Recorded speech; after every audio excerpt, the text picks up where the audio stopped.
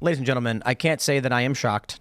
Daily Mail reports, breaking news. Biden admits he, quote, almost fell asleep on stage as he makes laughable excuse for his disastrous debate against Donald Trump.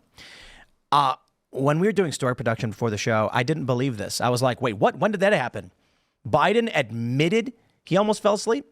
Wow. No, he did at a fundraiser, like literally an hour before the show started, because I saw it. He was, talking, his handlers, didn't have control of him. And he went over and said something to some people about how, and the reason he's saying that he almost fell asleep on stage was because he had been traveling for around the world right before the debate, but that's not even true. I mean, the man forgot that he was on a 7-day vacation where he didn't wake up until 11 in the morning and had to take an afternoon nap. I don't know if you guys saw that story earlier as well. That was in the New York Times saying that. That's not some right-wing outlet that came out with that. The New York Times is saying that. Because the New York Times, is, from what I know about it, was saying that his family is starting to blame his support staff around him, that they did not prepare him well enough. I mean, I think the other part is like, we have to look at this word admitted. I think they're trying to now roll out the latest excuse as to why Biden was not so good. Oh, he was tired because he was traveling. That makes you look not strong as a president. Right. Today in her press conference, Corinne Jean-Pierre said, oh, well, as you know, he had a cold and that's why his voice was gruff. Like, it's just lie after lie to present these excuses, hoping that you will be sympathetic to him. I'm not sympathetic to someone who's currently the president of the United States who thinks that they're going to fall asleep on stage. And that's why they are bad at what they're doing, and saying that it was a complete lie. No Americans died on their watch, when we know very basically that 13 Marines did in Afghanistan. Like, I think all the Americans should be insulted by this. Well, this is a horrible excuse, especially because there was just that story that came out last week that Biden is only, coherent between 10 a.m. and 4 p.m. This just reinforces that, as the debate was at, 9 o'clock in the evening. It was within 5 minutes of the debate starting where everybody, I mean, you looked at X and everybody was saying the same thing. The drugs aren't working. He's asleep on stage, and this was not I don't think this was an approved statement by the Biden team. It sounds like a dig, like an underhanded attempted dig by Biden. If he was a young, spry guy, he's like, I was so bored by Trump and the moderators that I was falling asleep. Like, then he'd be like, ooh, zing, he got him. But because he's so old and prone to fall asleep in the middle of his conversations, it's not funny. Right. It's like terrifying, actually. Especially because there are reports of him falling asleep in other important meetings, right? This is something that we now expect from him. Like, I'm sorry, if you're falling asleep while literally taping, I would never be able to fall asleep in the middle of this. No. You need to exit. That's not good. I think that journalists are so stupid that Democrats are doing all this on purpose. Because you had the press briefing where journalists finally started asking questions about this. One asked whether or not Biden was suffering from dementia. Mm-hmm. But these journalists are they're such low IQ people. I'm sure if you asked them, how would they have felt if they did not have breakfast yesterday, they'd act confused. They'd generally be confused. And so when they ask these questions, it seems like it's questions Democrats actually want asked, because now is the time they're making the move to replace Joe Biden. Right. So, yeah, no, it almost seems like all of these hit pieces that came out this weekend, it's not because, these journalists actually care about the good of the country. They care about winning the election in November, and they know that Joe Biden can't do it. So they have to replace him. They have to come out with all of these hit pieces right now and topple him, because they got to put somebody else in there. The question is, who? Can you go around Kamala? No, I don't think you can. One of the things is, I think, and I could be wrong, I've read very, very basic stuff on this, but all of the money that's been fundraised by the DNC for Joe Biden can only go to Kamala Harris if he drops out. From what I read about it, I could be wrong on that, but that would be a huge loss. I mean, that's hundreds of millions of dollars that can't go to Gavin Newsom if they were to try to put him anywhere else. It has to continue on this ticket of Kamala Harris. But you can't even get rid of Kamala Harris to begin with, because she's a DEI hire at this point, right? And so how do you get rid of the first black woman vice president? How do you kick her out of the way and be like, okay, yeah, we're going to install this white guy out of California? Get her to quit first. To be get her to quit first. Well, there you go. There was somebody floating that said, okay, well, expand to the Supreme Court and put Kamala Harris on it. That would get her out of the way, but it sounds like a terrible proposition. And they're also on a limited time, right? They're not going to be able to expand the Supreme Court and get Kamala in before the DNC, before the election. Right. It's Even too if short these of a things time frame. were hypothetically possible, there's no turnaround. We know how slow government moves. I mean, Kellen was talking about this before the show, but AOC being like, I'm going to impeach the Supreme Court right as soon as we get back. Like, they're actually kind of on pause right now. There's only 4 months until the election.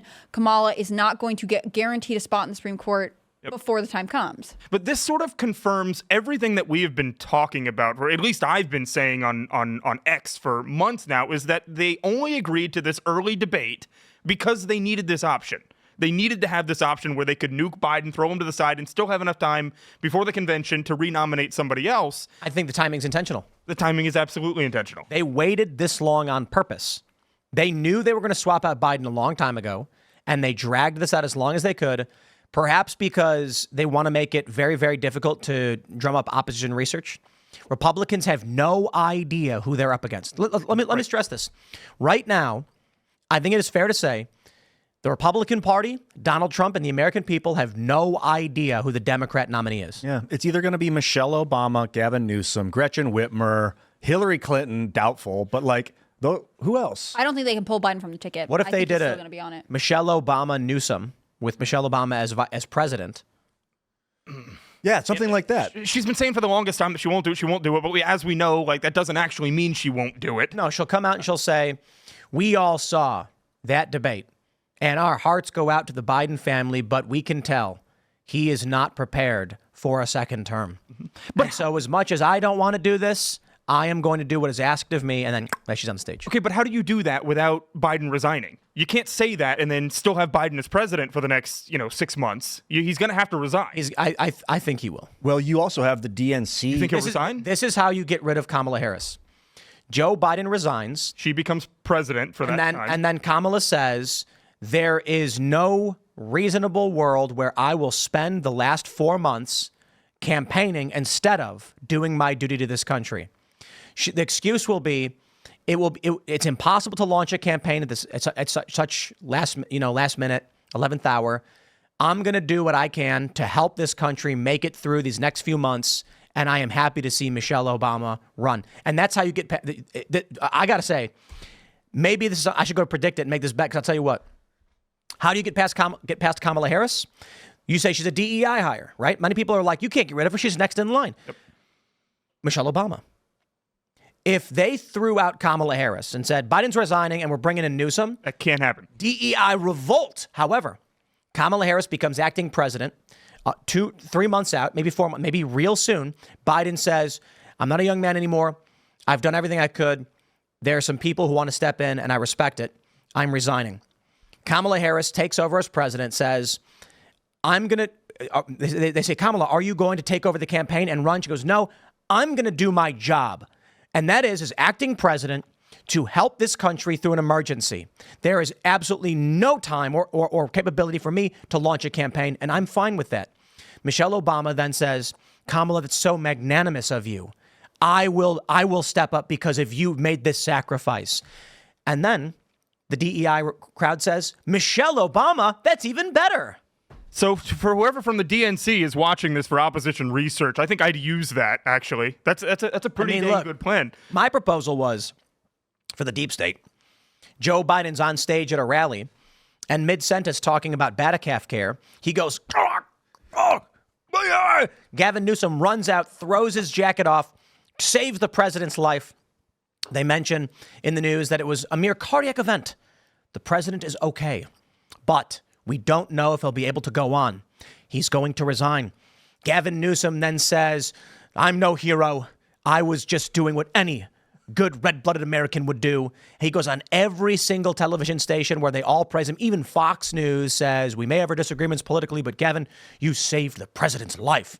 Then Kamala Harris does the whole scenario of, I can't launch a campaign right now. That would be ridiculous. I'm going to do my job. Gavin Newsom says, I wasn't planning on running, but the people have called my name and they've called me to action. That's how you get Gavin Newsom.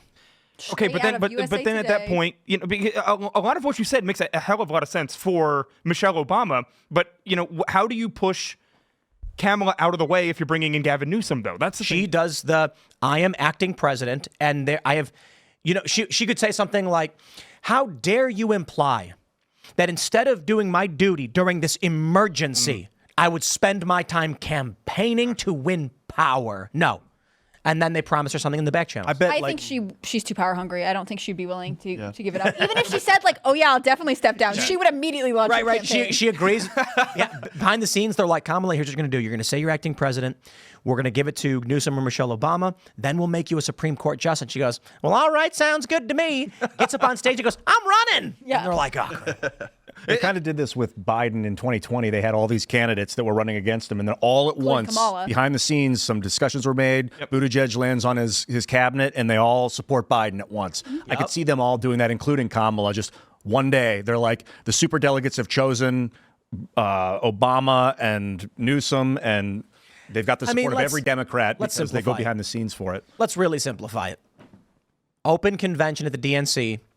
Everybody chooses Obama Newsom. Kamala Harris says it's the will of the party, and that's the end of it. Thanks for checking out this clip from Timcast IRL. Make sure to watch the show live Monday through Friday at 8 p.m. Subscribe to this channel, and we will see you all there.